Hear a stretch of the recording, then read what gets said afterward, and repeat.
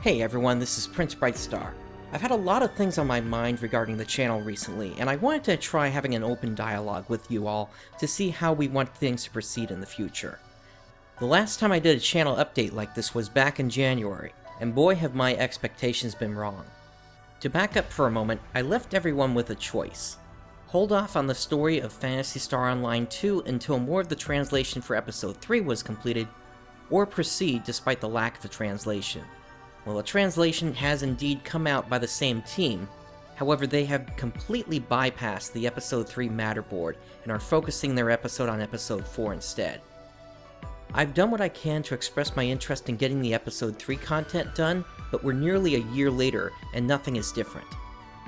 And keep in mind, they stopped the Episode 3 Matterboard translations long before we got there.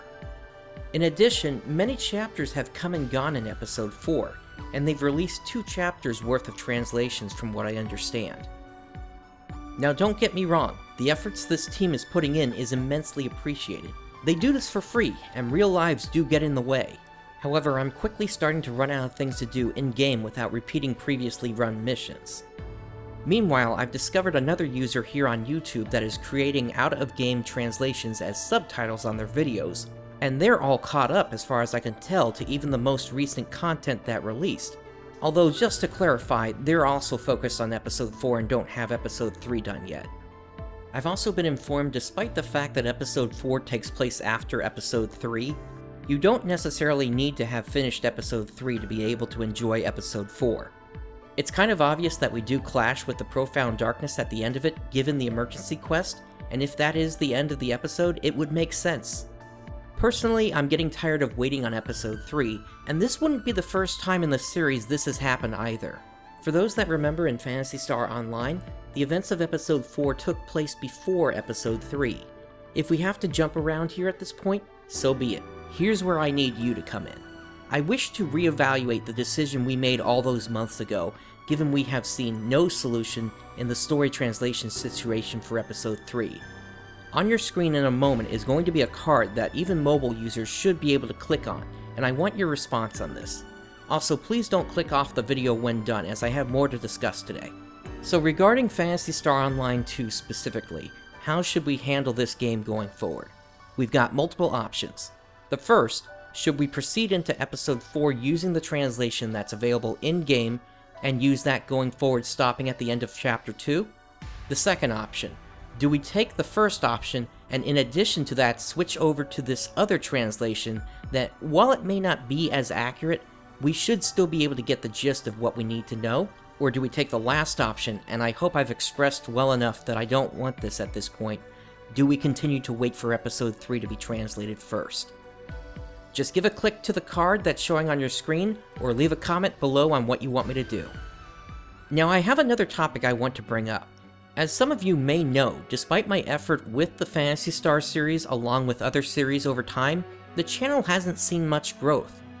I knew going into the Phantasy Star series my audience was going to be very niche, and yet, after doing this for nearly 4 years now, and not having much to show for it in viewership, tells me there's something wrong. Keep in mind, the oldest video on my channel was what drove the most views for me for years until I started doing Let's Plays. And that video had a fight between Ryu and Duck Hunt years before Nintendo ever put out Super Smash Bros. For 3DS and Wii U. We're at over 500 subscribed, and I'm thankful for each and every one of you. And yet, often days after releasing a video, only about 10% of that subscriber number equals the number of views that these videos are accumulating. This is even after the recent purge YouTube did for inactive accounts. And then I found the statistic whereby of that 10%, only about 35% of you are even subscribed. This tells me something is either wrong with how YouTube is sending videos either to your subscription page or emails, or there's something wrong with what I'm doing. I want to attack this problem in a few ways. First, I'd like to encourage those that have seen my work in the past, if you have enjoyed it, please don't stay out of the community. Hit that subscribe button so I can get a sense of the true size of our community. And for everyone that has been subscribed or is a new subscriber, on my channel now, next to the subscription box, is a bell icon. Give that a click and let YouTube know that you want to be notified when my videos come out. If YouTube is like any other social platform out there, it's susceptible to a concept called subscriber burnout. Basically, what this means is when you watch something from a YouTube content creator, you tell YouTube you want to see their content. However, in some cases, that information can get lost, or in some other way prevent you from being notified that I have a video out. I don't know how the back-end systems for YouTube works, but I suspect that exact thing happened this weekend when I released episode 19 of the Phantasy Star Universe Let's Play, as we're at the weekend now, and that has only gotten 20-something views. That is way less than I typically see from this series by this point in the week. By clicking that bell icon, you're telling YouTube you don't want to be susceptible to this burnout, and every video I put out will be delivered to you. I'll admit, I'm not the first to talk about this problem. Just look at Matt Pat and Game Theory. He did an entire episode on it, which I'll link below in the description, but to put it simply, this is the solution YouTube has given us for this problem. To bypass this burnout system and tell YouTube you always want to see whatever I put out. And just as a reminder, if you're going to say I'm doing this for something like money, I do not have monetization enabled on this channel. I don't see a point in it right now. I would need a subscriber base way larger than I currently have, and despite my efforts here today, I don't see us in any way reaching that from just one update video. For me to take the subscriber base I currently have and turn it on would just be irresponsible.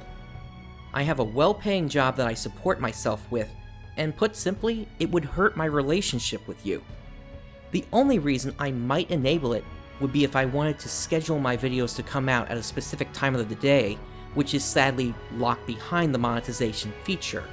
Why, I can't fathom, and I do want to know if someone has ever been able to enable this function without having to also enable monetization.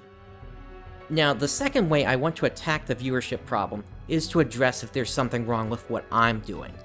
I need your feedback. Is there something wrong with the style of how I'm doing things? Or do you have other recommendations that can help? Any recommendations you can provide will be appreciated, and I want to acknowledge in the past I have received those. The comments regarding the photon art customizations I've really warmed up to, as you saw in the last episode of Phantasy Star Online 2. I even went above and added in a couple more to try out. I'm really glad I did. But I don't want to stop there. There's a third way I want to try to attack this problem.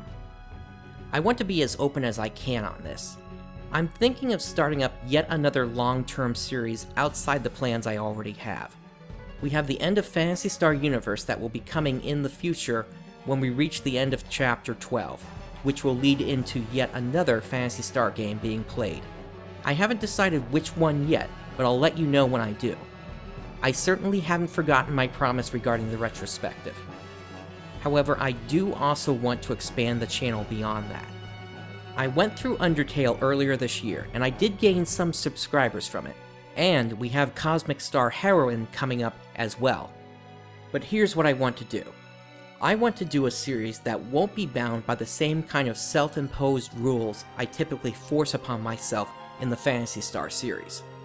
Keep in mind, when I'm doing Phantasy Star Let's Plays, the footage has to not only be good for the Let's Play, but it also has to be something I can use in the retrospective. Not just only that, but I also heavily edit to remove coughing, noise outside my home, and random vocalizations. Doing this expands what should take 30 minutes to record out to 4 times that amount when the editing is done. I don't even count rendering because I do that overnight. I want to have a series where I can still present the game, but without having to heavily edit things. In a way, it would kind of be a return to the way I used to do things with the Minecraft series. I was still new at the time and didn't see that as important until I started working on Phantasy Star, and was thinking about how what I would say would impact how people saw that series, since it is so niche to begin with. But I'm not looking to do Minecraft right now. I want to be absolutely clear. This series will take the form of an If I Have Time series. Think of it this way. My channel has always had the following upload plan regarding videos. 1 video a week as a promise, 2 as a stretch goal. This new series will fall into the situation of when I have time for it, and may occasionally replace the stretch goal if time is simply limited, but when possible, Phantasy Star will take priority over this. I can never forget Phantasy Star. I have to do the retrospective after all.